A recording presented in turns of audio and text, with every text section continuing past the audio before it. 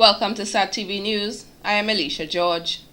In our top stories, near 7,000 persons diagnosed with diabetes.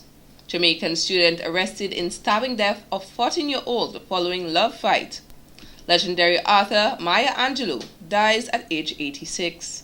And in sports, sacked Windies captain to play in 2020 championship. Details of these will follow. The Government of the Commonwealth of Dominica, Discover Dominica Authority and Platinum-sponsored Digicel presents Dominica's 5th Jazz and Creole Festival June 1st through 8th, 2014. A fusion of color, music, fun, and laughter. So bring the kids, blankets, friends for a Sunday afternoon of relaxation at Fort Shirley Cabritz National Park, featuring Grammy winners Angelique Kidjo, Marla Rosado, along with Jack Schwartz Bach Trio, the soulful Dominican sounds of Heston Francis, Breve, and the 8th Note Band. Main stage tickets now on sale at $75 EC. Start time 2 p.m. sharp. Welcome back. There are near 7,000 diabetics in Dominica.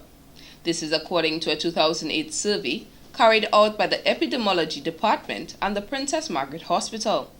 The report states that 17.7% of our population between the ages of 16 to 65 have elevated blood sugar over 126 milligrams per decimeter, qualifying them to be diabetics or having some form of glucose intolerance.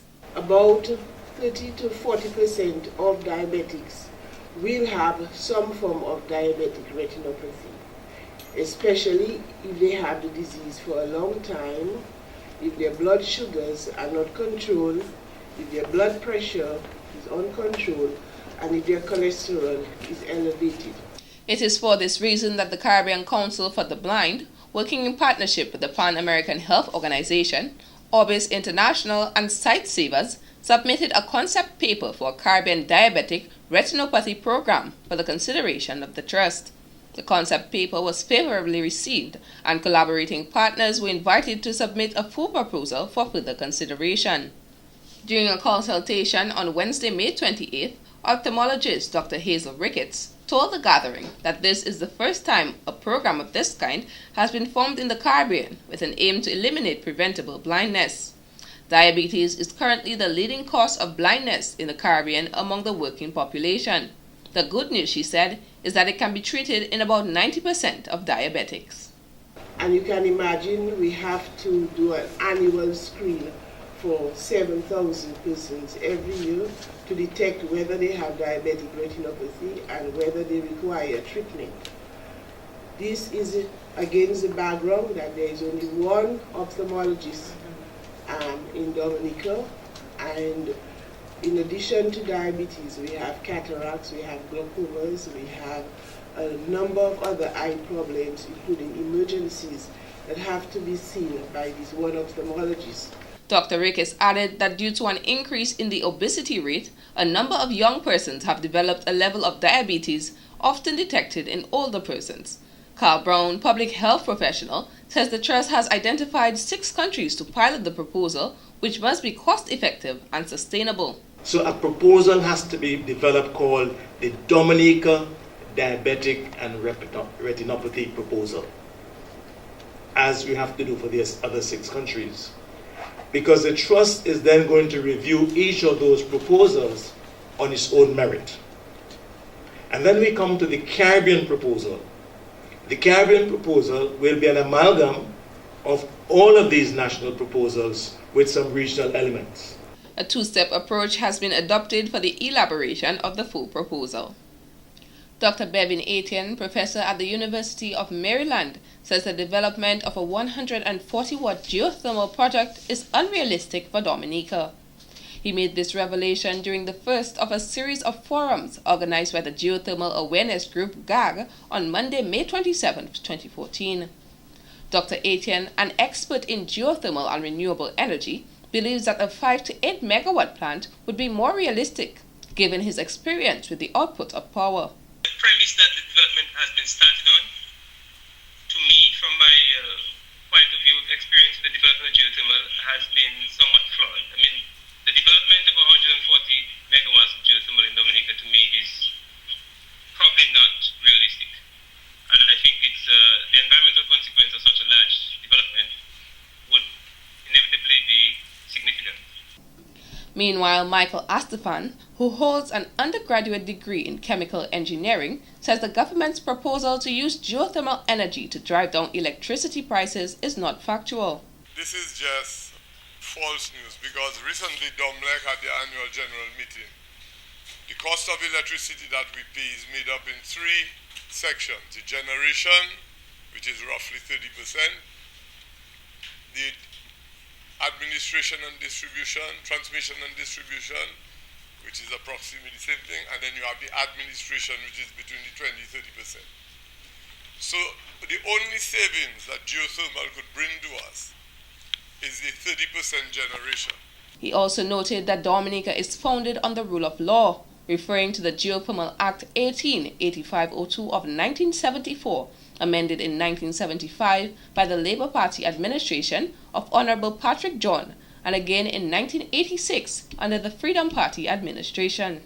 Under the Geothermal Act, the government recognizes its role, or the person who drafted this act recognized that government cannot be promoting and regulating. Somebody has to protect the environment and protect the health and welfare of the people.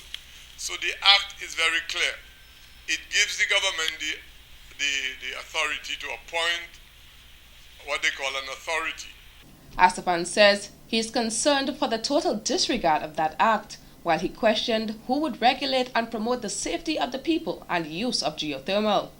Since the inception of the geothermal development project in the Roseau Valley, the group has also been concerned about the timely sharing of information on the plans, implications, prospects, and impact of the project. GAG believes that this forum and others like it will bridge the information gap on geothermal developments. The Dominica Organic Agriculture Movement, DOME, in collaboration with the Ministry of Agriculture and Forestry and the Food and Agriculture Organization, FAO, conducted a workshop on the way forward using organic agricultural practices on May 28th. According to Director of Agriculture Ricky Brumont, DOME has been a very important player in the advancement of agriculture on the island. DOME has been a serious voice and advocate for preserving our resources, our God-given resources in Dominica. DOME has been a very present collaborator with the Ministry of Agriculture, with the Division of Agriculture, and ventured on many occasions, of course, to share their limited resources with us in agriculture to advance agriculture, organic agriculture. DOME sought to develop a plan of action to support implementation of its strategic plan, which clearly defines projects and activities which pay attention to monitoring and evaluation. In addition, stakeholders prepared bankable projects and project profiles identified as priorities by DOME. Bruman said it is important to also note that DOME's involvement is crucial to the improvement of national food security. Part of the solution, of course, would be farmers' action and attitudes, and towards doing things differently. Farmers cannot be rooted in the notions of being static. The sector is dynamic. Things are changing worldwide. And of course, our actions and attitudes have to change as well along the way. The director stressed that we must be mindful that when we eat local, it puts money into the pockets of farmers and improves the livelihoods of many rural families. The plan of action and projects were prepared by consultant Joseph Peltier. When we return, more stories.